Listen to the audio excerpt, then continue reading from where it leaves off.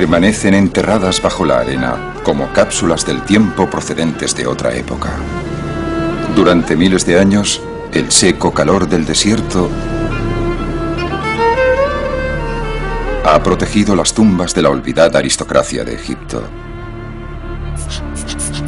Ahora están a punto de ser desenterradas.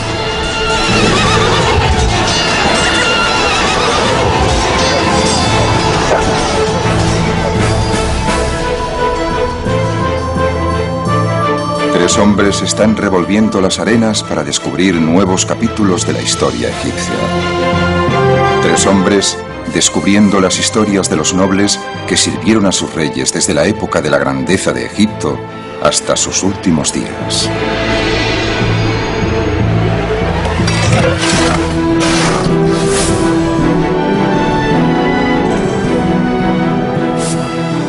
Cuantas más momias tienes, más historias tienes sobre el antiguo Egipto.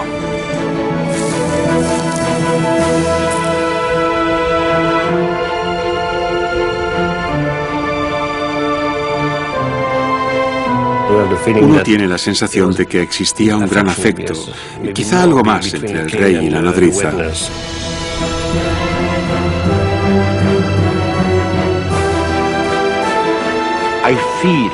Tengo la impresión de que si miro a lo profundo de la tierra de Egipto, aquí, puedo imaginarme que hay muchas tumbas llenas de oro sin excavar todavía.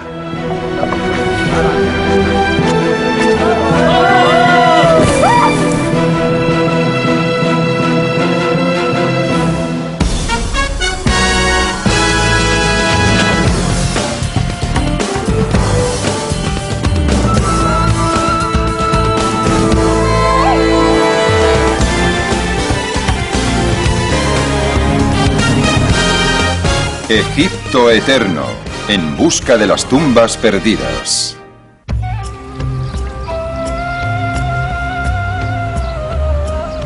Fue la primera gran civilización del mundo y nació en las orillas del Nilo. Egipto, en toda su gloria monumental. Todavía hoy abundan las imágenes de esos antiguos tiempos. A veces grandes, construidas para ser vistas, pero más frecuentemente pequeñas y escondidas.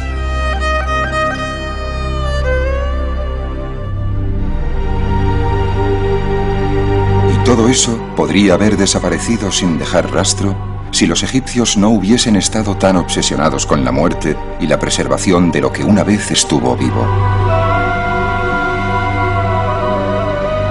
Para los egipcios, el más allá era tan real como esta vida. Un espíritu en su viaje necesitaba alimento, refugio, compañía. Así que los egipcios llenaron sus tumbas con ofrendas y elementos decorativos que reflejaban el viaje del alma en la tierra. Esas tumbas aún tienen una historia que contar, si pueden ser encontradas. Al sur del delta, cerca de las orillas del Nilo, hay un lugar llamado Saqqara. Aquí, hace unos 5000 años, los egipcios construyeron su primera pirámide con la forma de una escalera hacia el cielo para albergar el cuerpo de un faraón. En los siglos que siguieron, miles de egipcios fueron enterrados en Saqqara. Y una de las principales ubicaciones fue la ladera de una colina con una panorámica vista sobre el valle del Nilo. Durante el Imperio Nuevo, cuando el Imperio egipcio estaba en su máximo apogeo, aquellos que tenían buenas relaciones con el faraón deseaban ser sepultados aquí, y lo fueron.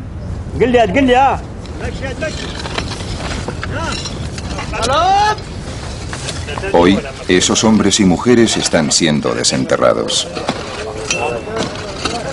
El arqueólogo francés Alain Siri ha estado supervisando las excavaciones durante las 2 últimas décadas. Si alguien me hubiese dicho hace años y años que yo pasaría tantos meses y años aquí, no le hubiese creído.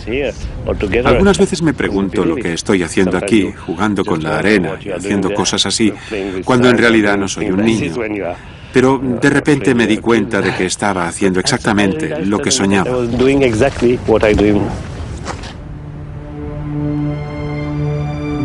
Pero el sueño de Sidi empezó más como una pesadilla. Los primeros sitios que excavó estaban llenos de momias de gatos, miles de ellas, restos de los cultos a animales que florecieron durante las últimas dinastías egipcias, cuando los gatos eran venerados y sacrificados por millones.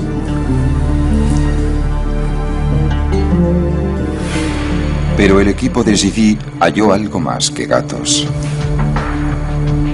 Encontraron un pozo profundo lleno de objetos del pasado.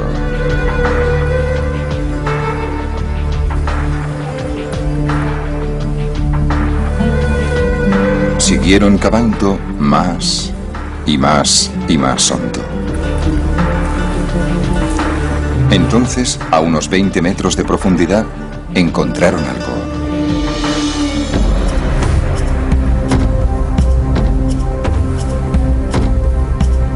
Dispersos entre los escombros, había indicios de que tras años de excavación habían llegado a la cámara funeraria. Entre los objetos había un vaso canopo, utilizado para albergar entrañas y órganos vitales, y su tapadera.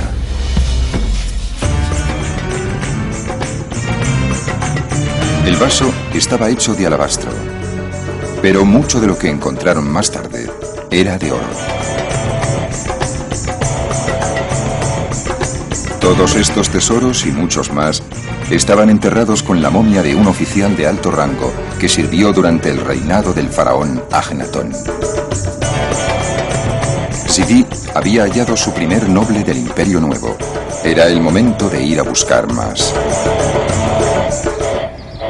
El equipo de Sidi fue a trabajar detrás de la ladera frontal de la colina.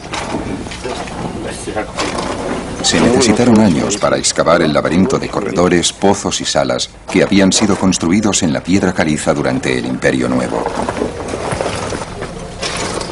A lo largo del camino, el equipo de Sidi ha encontrado otras tumbas que pertenecen a los ricos y famosos de Egipto y acaban de desenterrar otra más.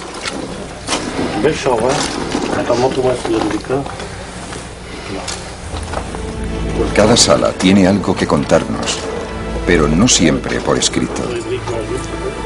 Esta vez, sí. Había arena.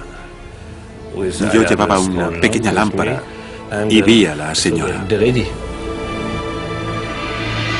Pinturas de esta mujer adornan las paredes de su capilla, donde sus amigos y parientes venían a venerarla.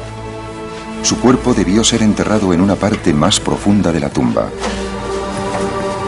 Cuando los conservadores descubren otras paredes, salen a la luz más pinturas de la dama.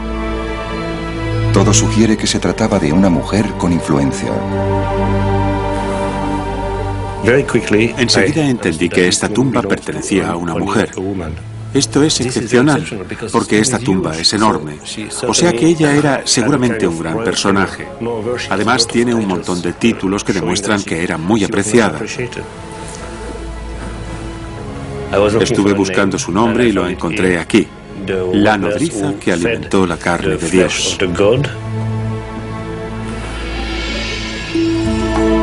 Sidi tradujo su nombre como Maya y pronto supo la razón de su encumbrado rango.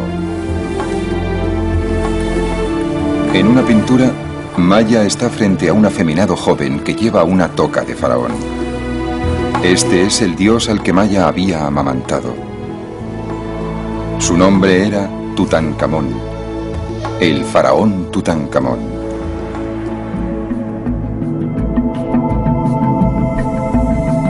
El nombre de Tutankamón nos resulta conocido desde que el arqueólogo británico Howard Carter hizo el descubrimiento del siglo en el Valle de los Reyes. El 26 de noviembre de 1922, Carter se introdujo con una vela a través de una puerta que había estado sellada durante 3000 años y se llevó la sorpresa de su vida. Había encontrado la cámara funeraria de un faraón del Imperio Nuevo que murió antes de su 20º cumpleaños. Pero a diferencia de la mayoría de las tumbas reales descubiertas en el pasado, esta no había sido saqueada. Sala tras sala, Un despliegue de tesoros inimaginables esperaban a ser contemplados por sus ojos.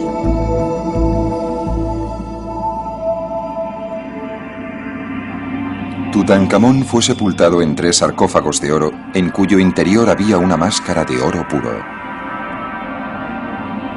Cerca se hallaba una estatua de oro del joven rey. Un trono dorado mostraba al faraón Tutankamón junto a su novia, una niña, posiblemente su medio hermana. El descubrimiento por Carter de la tumba de Tutankamón y todos sus tesoros nos revelaron mucho sobre la muerte del joven rey, pero el misterio ha rodeado siempre su nacimiento. Era probablemente el hijo de Agnatón, el faraón hereje que adoraba únicamente al sol en vez de al tradicional elenco de dioses. Agnatón y su esposa Nefertiti tuvieron 6 hijas. Algunas de ellas aparecen aquí en el regazo de sus padres, una instantánea doméstica del pasado. Pero el joven Tutankamón nunca aparece en los retratos familiares. Eso significa que su madre era probablemente una esposa secundaria que murió al dar a luz. El faraón bebé habría necesitado una nodriza, y por lo que parece tuvo una.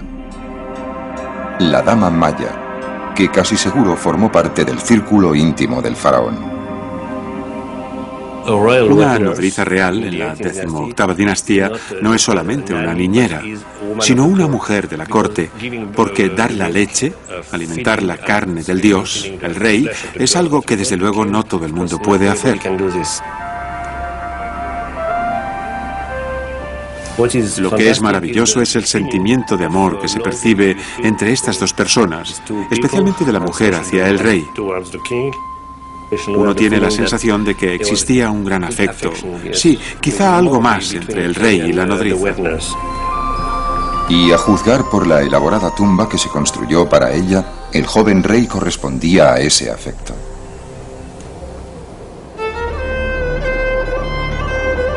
Si bien la mayoría de los nobles egipcios eran enterrados más cerca del Nilo que nadie, la gente que servía al faraón en la periferia del imperio también necesitaba tumbas, incluso si estaban destinados en mitad del desierto.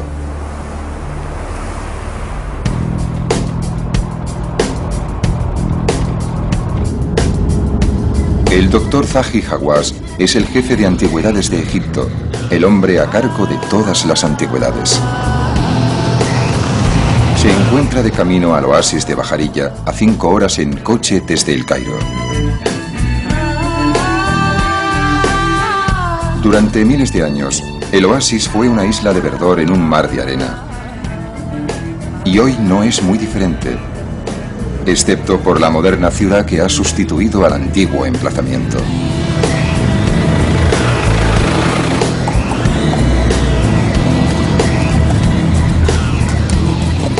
Unos 700 años después del rey Tutankamón, cuando el imperio egipcio había iniciado su gradual declive, este era un próspero centro agrícola.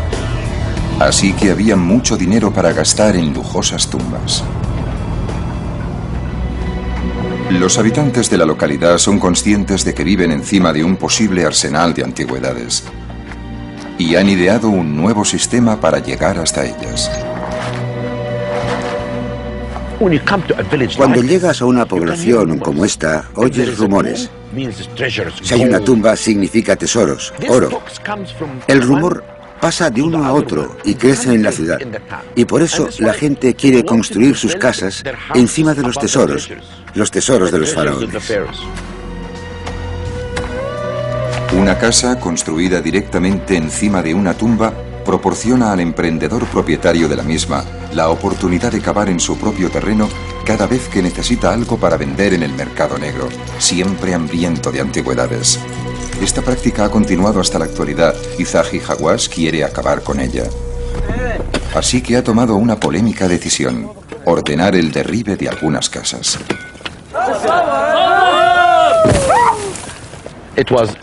Fue una decisión que tomé porque tenemos que proteger este lugar.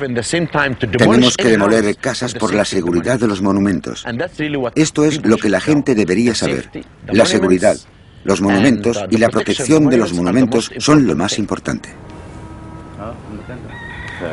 Las excavaciones bajo la moderna población sacan a la superficie objetos de un periodo más tardío dentro de la historia egipcia, cuando Grecia estaba emergiendo como gran potencia. Esta tumba data del año 600 a.C. aproximadamente, durante la 26ª dinastía. Egipto ya no era una superpotencia en la región. La influencia de los faraones había disminuido y el poder de los funcionarios locales había aumentado, especialmente en localidades prósperas como Bajarilla.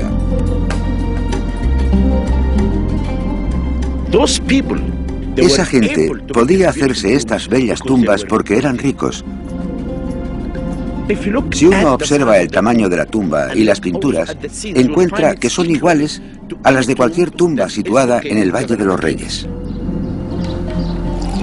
Una de las fuentes de riqueza de Bajarilla era el vino de dátiles, codiciado en todo el mundo mediterráneo.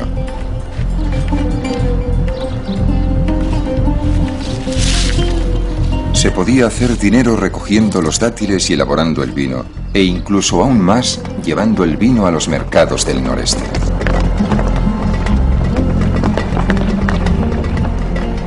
Cada mes, como mínimo, había una gran caravana de burros yendo desde aquí a lo largo de los más de 300 kilómetros desde Bajarilla hasta el centro de Egipto.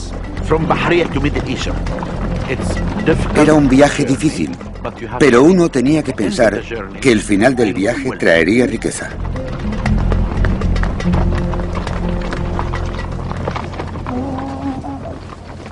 Una de las personas que prosperó fue el gobernador de Bajarilla, otro noble que había servido al faraón. Su tumba fue descubierta en 1999.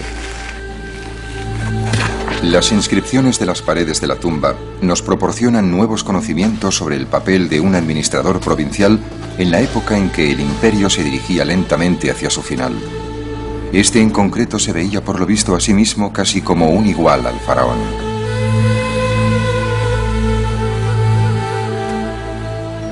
Dice que es un sacerdote de Isis y de Osiris, y su nombre es Zed-Hons-Wez-Ang, y está frente al gran dios. Y aquí muestra que será un rey en la otra vida, porque Osiris sostiene los instrumentos propios del gobernante aquí.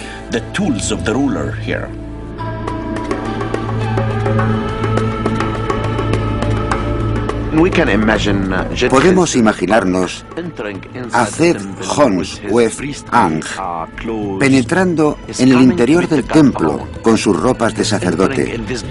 Viene a visitar al dios solo.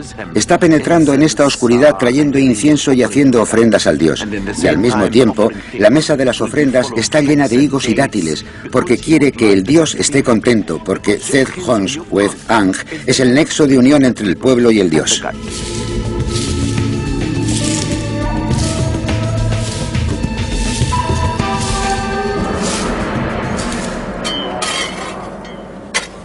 Ahora, Zahi Hawass está buscando la tumba de la esposa del gobernador.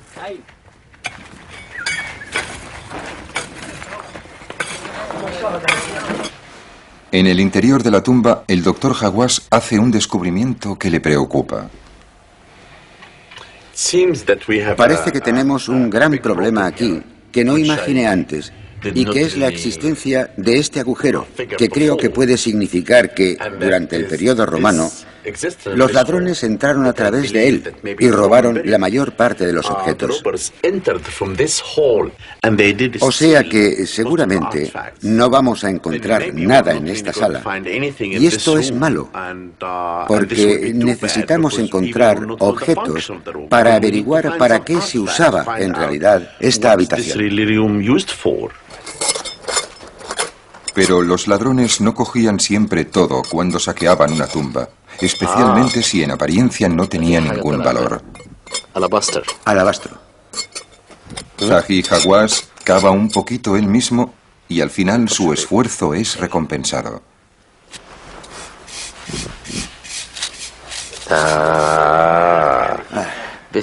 Esto es bonito. Es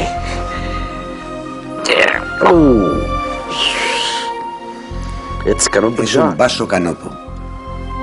Se trata de la tapa de un pequeño vaso canopo, el recipiente que normalmente se enterraba con la momia. Para un ladrón no era nada. Para el doctor Hawass significa que puede estar cerca de encontrar a la esposa del gobernador.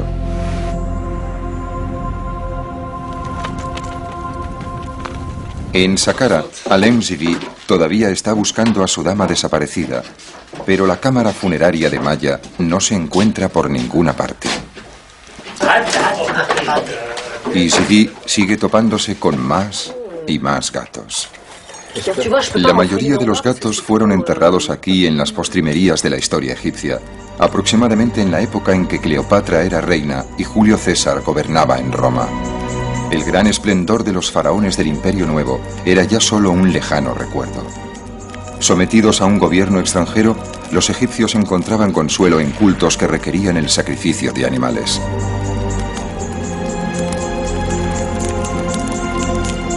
Uno de los cultos más populares de este tipo era el dedicado a Bastet, la diosa gato.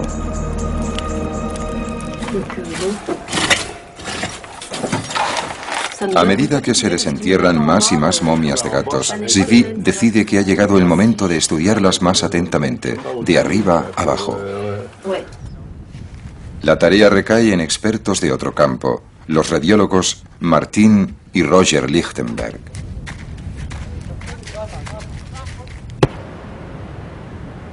Lo primero que revelan los rayos X es cómo se mató a los gatos. Este tiene un bonito cráneo. Y el cráneo no está destrozado. No murió por un golpe en la cabeza.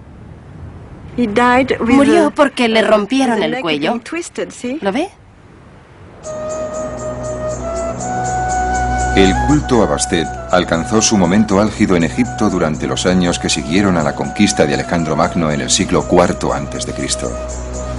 La gente trataba de ganarse el favor de la diosa, mientras los sacerdotes de Bastet hacían negocio criando gatos para convertirlos en ofrendas. Así que probablemente se trata de un gato grande. Pero a los gatos más grandes no se atrevían a romperles el cuello, ¿sabe? Tenían que darles un golpe en la cabeza. Este era un gato muy bonito, mire esto, muy bonito. Después de matar a un gato, se le sometía al tradicional ritual egipcio de la momificación. Los sacerdotes embalsamaban su cuerpo y lo envolvían en lino.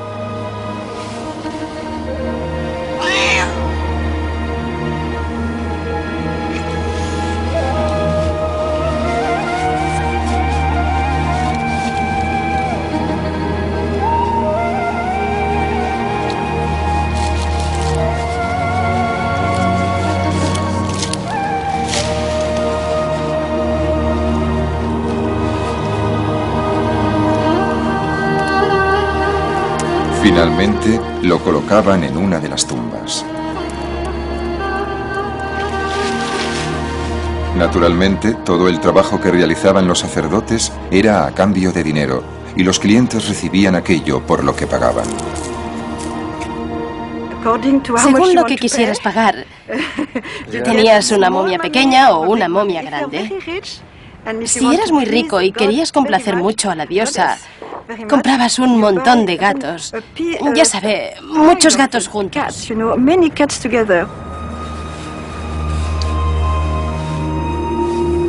Pero los rayos X sugieren que los sacerdotes hacían trampas a veces.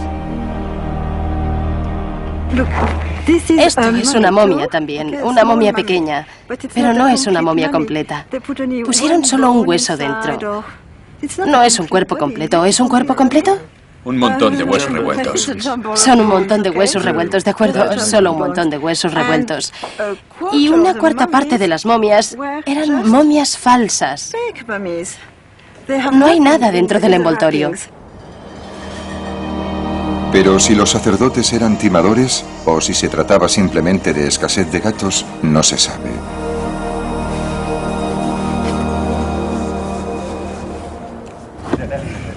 Mientras las momias de gatos son examinadas, otro miembro del equipo de Zivi, Patrick Deleuze está llevando a cabo un reconocimiento exhaustivo del terreno. No podemos mirar este lugar solo desde fuera. Tenemos que imaginárnoslo, ver cómo es desde dentro, y ahora solo tenemos una primera impresión. Cada cámara es medida con precisión y su situación en el interior del complejo funerario es determinada con toda exactitud. Tenemos galerías, pozos, capillas. A veces encontramos tumbas con diferentes niveles. Es un conjunto de tumbas y de monumentos subterráneos muy complejo el que se esconde aquí detrás. Y es muy difícil hacerse una idea desde fuera. A partir de las mediciones, es posible saber cómo debía ser la tumba de la nodriza del faraón Tutankamón cuando se construyó. Sus rasgos más destacados son su tamaño y su complejidad.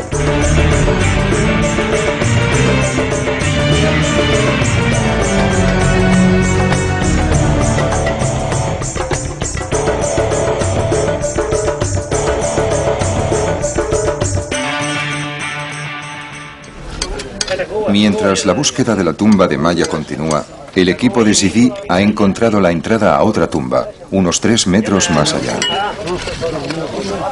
Los trabajadores empiezan a apartar arena y piedras, iniciando una excavación que llevará más de una temporada a completar. Hasta entonces, no hay nada que hacer, salvo esperar.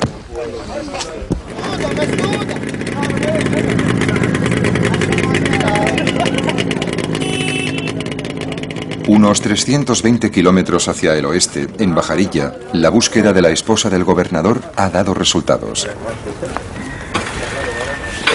Los trabajadores de Zahi Hawass han encontrado otro sarcófago bajo los escombros. Tal y como esperaba, pertenece a la esposa del gobernador, una mujer llamada Nas. A primera vista, sus temores de que la tumba hubiese sido saqueada en el pasado parecen confirmados. Pero cuando los restos son examinados con detalle, otra historia sale a la luz. Se descubren más de 100 objetos, y la mayoría de ellos son de oro.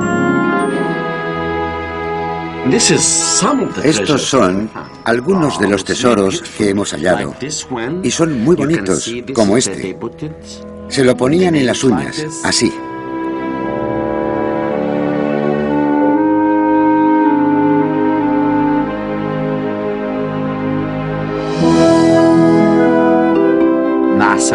Nas fue realmente hermosa. Trató de que se cubriera su cuerpo con oro y puede vivir felizmente en el más allá. Y así es como encontramos muchas piezas bonitas, y algunas tienen incluso la forma de lo que a mí me parece un escarabajo. Pero la interesante es esta. ¿Sabe usted? Abrían por un lado y sacaban todo lo del interior del cuerpo de su sitio. Aquí es donde cubrían la zona momificada con esta pieza de oro tan bella. Y esta es pesada. La ponían bajo la lengua. Y esta es mi pieza favorita.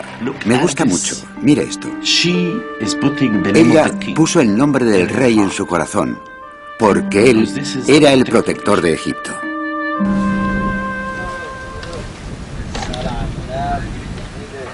En Saqqara, los trabajadores de Zivi han desenterrado algo interesante de la arena. Una estructura rectangular construida hace miles de años, directamente frente a la colina. Es una capilla en parte construida y en parte tallada en la roca. Y la gran sorpresa fue descubrir el magnífico estado de conservación de esta pared. Así que abro el telón. No es un espectáculo.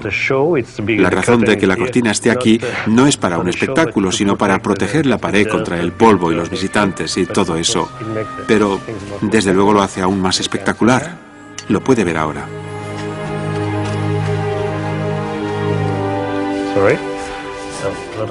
Gran parte de la capilla está aquí. Es absolutamente maravilloso.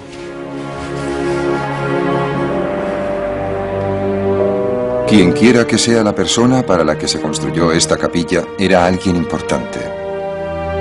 La sala era grande, incluso para los estándares egipcios, y no se ahorró nada en decoración. En cada muro, pinturas, relieves e inscripciones confirman que la tumba pertenecía a un rico noble del Imperio Nuevo. Había un festín para satisfacer su hambre en la otra vida.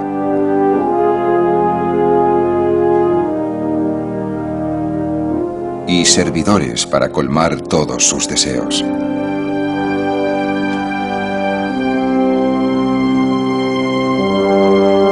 La prioridad de Zivi era encontrar el nombre del hombre para el que se construyó la tumba.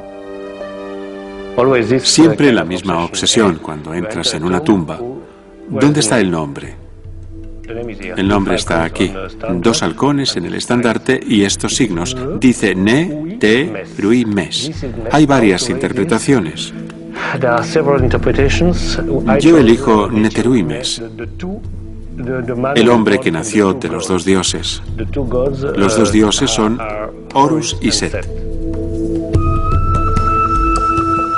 Zivi no había oído antes el nombre de Neteruimes. No sabe quién era ni qué servicios prestó al faraón. Se puede ver el nombre del hombre, Neteruimes, aquí y aquí. Otras inscripciones en una cercana columna derrumbada sugieren que Neteruimes era un hombre culto e influyente y que sabía leer y escribir. Hay un montón de epítetos. Un hombre de sabiduría, un hombre que sabe cómo hablar, cómo escribir. Tenemos la impresión de que se trataba de un hombre orgulloso de su cultura. Neteruimes tenía una capacidad que pocos poseían en su sociedad. Podía escribir, y eso por sí solo le habría asegurado un cargo de la más alta categoría. Leer y escribir. La capacidad de escribir es la fuente de poder en muchas sociedades y un funcionario en Egipto es alguien que puede escribir. Pero Zivi está seguro de que Neteruimes fue algo más que un simple escriba para haber merecido una tumba tan opulenta. Obviamente había servido al faraón y le había servido bien. Pero ¿en qué puesto?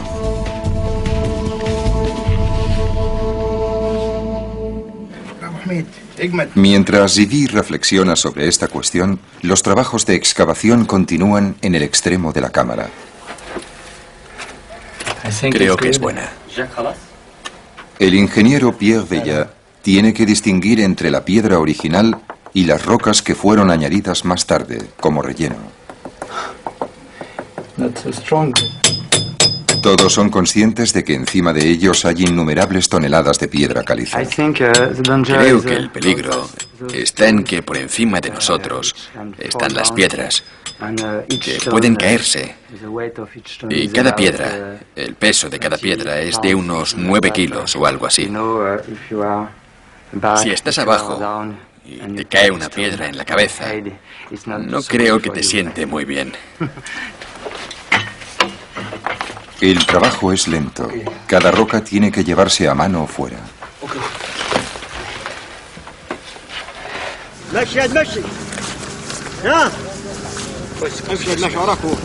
Pero finalmente se abren paso y encuentran algo.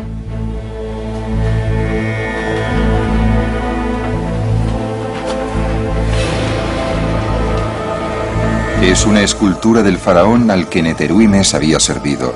Una pequeña estatua de un rey que tuvo gran importancia en la historia egipcia. Se le conocía como Ramsés el Grande. Ramsés fue un faraón entre los faraones.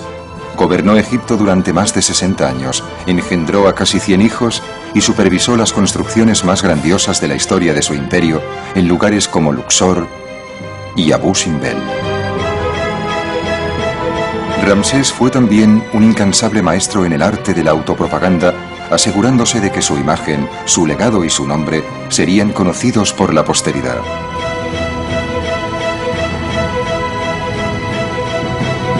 El hecho de que Neteruimes hubiese trabajado para el más grande de todos los faraones constituye un dato vital, y otros descubrimientos seguirían a este.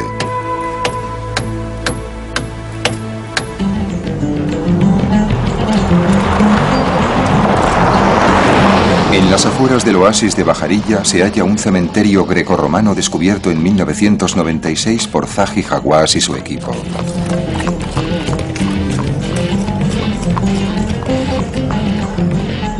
El doctor Hawass ha vuelto a ver cómo progresan las excavaciones. Ha designado al arqueólogo egipcio Tarek El Awadi para supervisar los trabajos. El cementerio cubre unos 22 kilómetros cuadrados, cubiertos en su totalidad por toneladas de arena. En cualquier sitio en que uno excave se encuentra una tumba, eso está claro.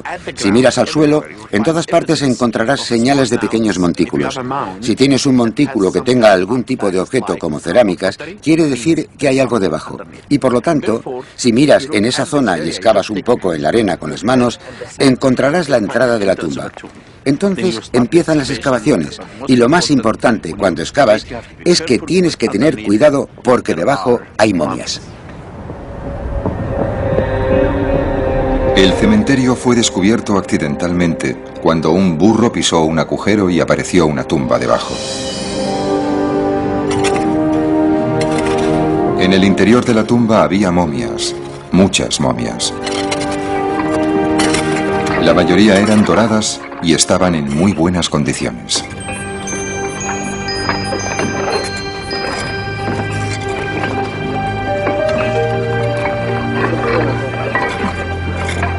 El doctor Hawass autorizó una búsqueda más extensa y las momias doradas siguieron apareciendo.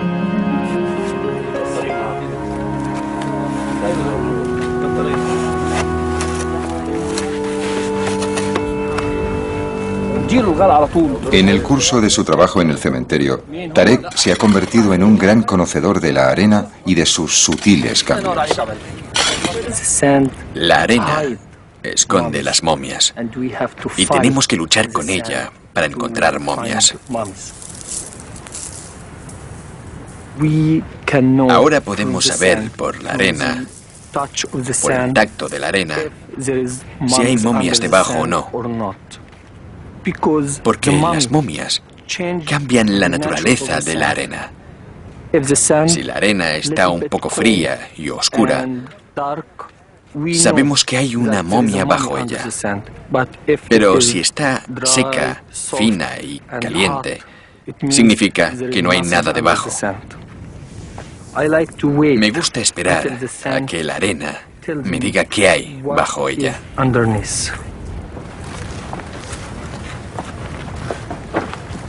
Tarek ha hecho algunos nuevos descubrimientos y Zahi Hawass está impaciente por verlos.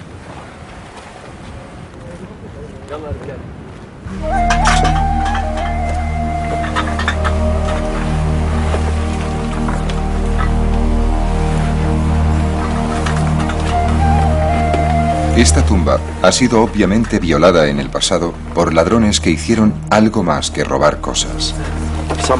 Algunas personas entraron y trataron de romper las cabezas de todas las momias. Es muy extraño. Puede ver aquí todas las momias sin cabeza. Mire esta momia de niño, está sin cabeza. Detrás de mí, la cabeza fue cortada. Y esta también, la cabeza fue cortada.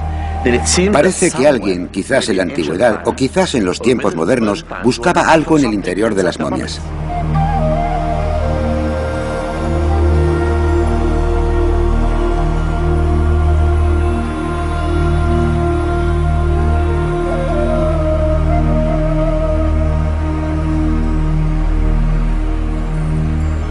Unas pocas de las momias que aparecen permanecen intactas, pero la mayoría han sido destrozadas sin ninguna consideración por lo que los egipcios consideraban como sagrado.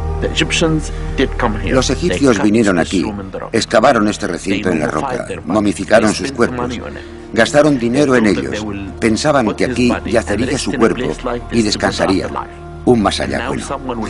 Y luego viene alguien y lo destroza todo.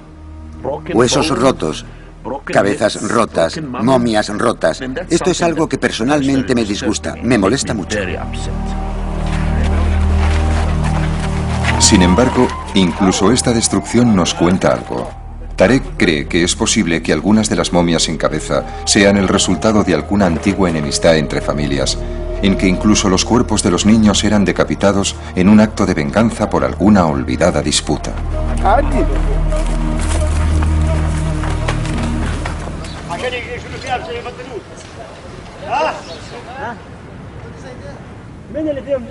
En Saqqara se continúan sacando piedras de la tumba y el equipo de Zivi ha hecho un nuevo descubrimiento. Justo detrás de la pequeña escultura de Ramsés y unida a ella encuentran otra estatua. Por encima de la pequeña figura del faraón está la cabeza a tamaño real de una vaca, la diosa Hathor. Zivi no podría estar más encantado.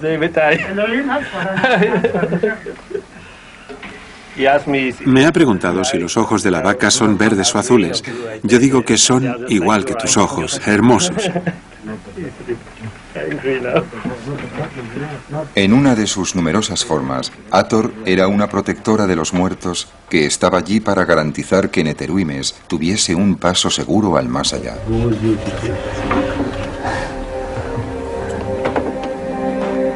Su presencia en la tumba confirma la creencia de Zivi de que el misterioso Neteruimes había jugado un papel político muy importante durante el reinado del gran faraón.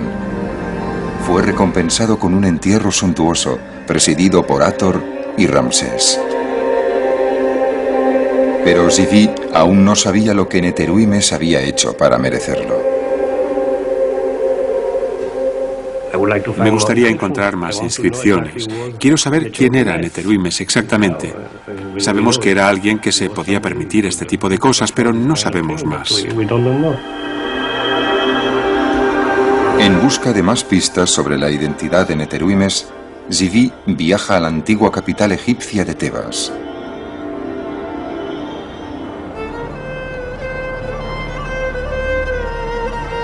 Hoy se llama Luxor y está llena de monumentos construidos por Ramsés en su propio honor, así que es posible que se mencione a Neteruimes en algún lugar.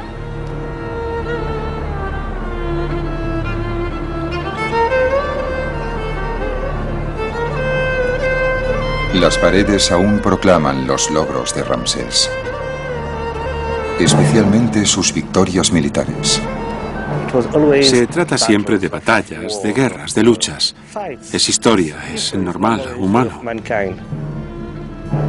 Toda guerra requiere un enemigo, y cuando Ramsés se convirtió en faraón, el mayor adversario de Egipto era el imperio hitita del norte. El joven Ramsés decidió enfrentarse a los hititas en su propio territorio. Condujo a un ejército de unos 20.000 hombres al norte y se encontró con el enemigo a las afueras de la ciudad de Kadesh. Se trata de una de las primeras batallas de la historia de las que existe un registro detallado.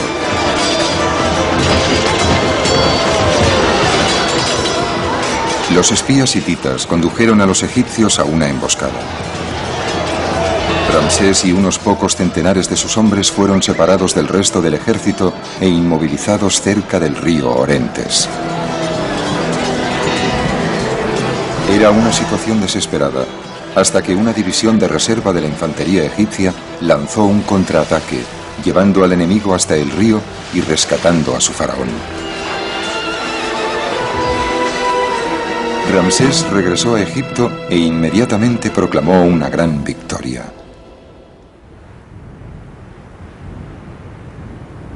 Las paredes de los templos de Luxor están aún decoradas con relatos de las heroicas hazañas del emperador en ese día. Hay también una copia del tratado de paz que puso fin al conflicto 16 años más tarde. Zivi espera que este documento arroje alguna luz sobre la identidad de Neteruimes. Los egipcios y los hititas se dieron cuenta de que la guerra no era la solución, sino un callejón sin salida. Y por distintas razones, que podemos adivinar pero que no conocemos totalmente, la conclusión fue tratar de firmar un tratado. pero un tratado entre dos potencias del mismo nivel, más o menos.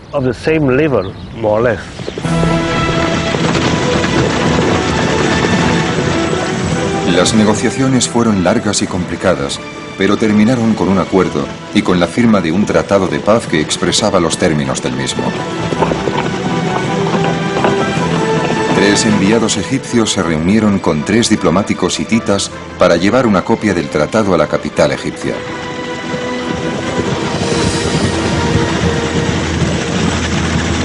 Parecía que la amistad sucedería a la hostilidad. Cada parte se comprometía a no atacar primero a la otra. En caso de ataque por una tercera parte, formarían una defensa común. Habría un intercambio de prisioneros y un pacto de extradición. El tratado fue grabado en una tabla de plata en escritura cuneiforme y presentado al faraón. Ramsés, a su vez, lo hizo grabar en las paredes de los templos de Tebas.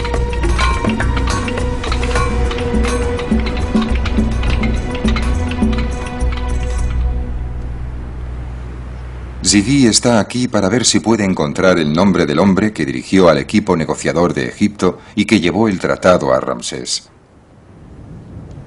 Y encuentra lo que estaba buscando. Puedo ver las palabras enviados. Y después está la cabeza de un halcón, quizás. Y podría ser parte del nombre de Neteruimes. Podemos compararlo con inscripciones ramésidas. Son como la Biblia para los textos escritos de este periodo. O sea que tenemos el Tratado de Paz. Y este podría ser el nombre de Neteruimes. Este tipo de confirmación es tan importante para un egiptólogo como el descubrimiento de una tumba. 2 halcones encima de un estandarte. Neteruimes. El hombre que consiguió la paz entre 2 grandes imperios y fue generosamente recompensado en la otra vida. Se trata de una figura histórica que sale a la luz. Esto es fantástico para mí. Quizá tan importante como la vaca de Hathor o la estatua. No es solo una obra de arte excepcional, no es solo una hermosa tumba. Es historia. Con la identificación del propietario de la tumba finalmente solucionada, el trabajo de liberar a Hathor de su prisión de piedra continúa.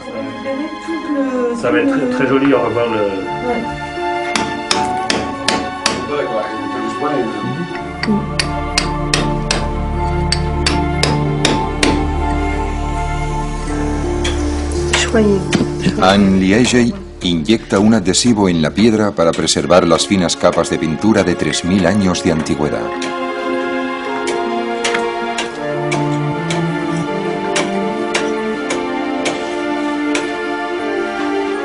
Y entonces, un día está acabado. Hathor ha sido restaurada.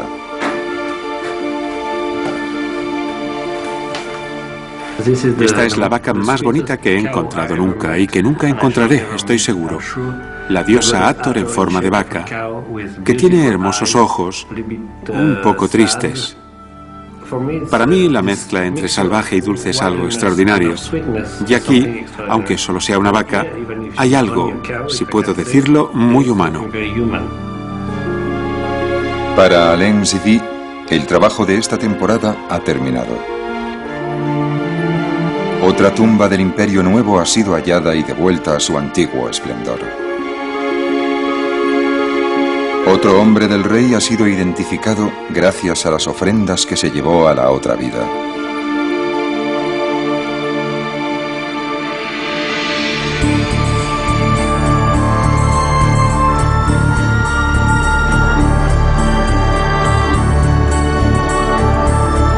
El trazado de otra tumba se añade al plano del complejo funerario. Y el próximo año será el momento de extraer otra capa de arena.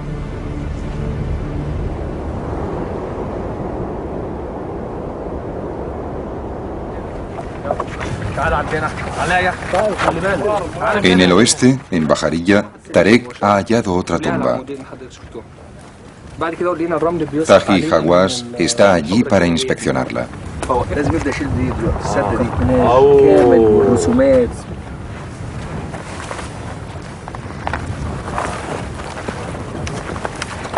Esta es la momia más bonita que haya visto nunca. La máscara es totalmente realista. Parece la momia de una mujer. Los ojos nos miran como si estuviera viva.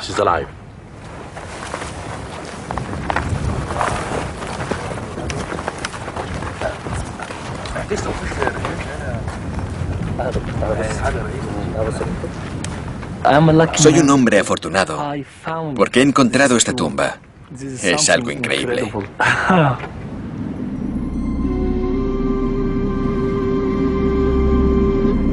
Todas estas momias fueron enterradas hacia el final de la historia de Egipto, unos 1500 años después de los días de gloria de Ramsés. La civilización, que había perdurado 3000 años, casi había llegado a su fin. Pero incluso aunque la cultura que había unido a la tierra y la gente estaba desapareciendo, la obsesión egipcia por la muerte y el más allá siguió siendo tan fuerte como siempre.